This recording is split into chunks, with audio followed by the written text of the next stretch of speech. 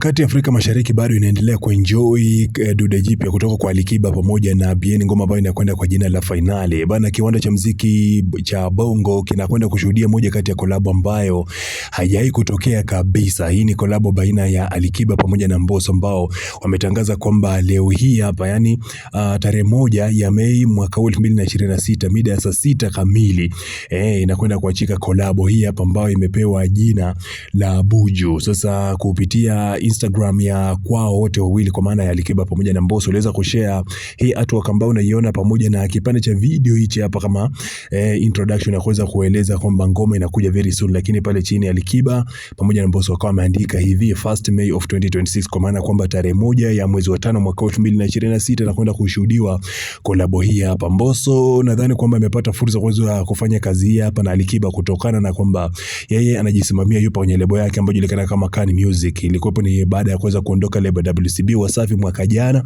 na akaachia pia na EP ambayo kidogo na yenyewe ilikuwa na magoma fulani hivi ambayo yametawala industry sana mwaka uliopita. Nazungumzia ngoma ya Aviola, lakini pia kulikuwa na ngoma ya Power kutoka kwenye EP ambayo ilikuwa imepewa jina la RN3, yani Roman number 3 ukipenda. Lakini pia Alikiba na mwenyewe toka mwaka jana na mwaka huu hapa pia amehusika katika makolabo ya kutosha sana kuwapiga tafu wasanii wenzake, hususan wasanii ambao alikuwa hajawahi kufanya nao kolabo, pamoja na Wozu, kuna Chege pia.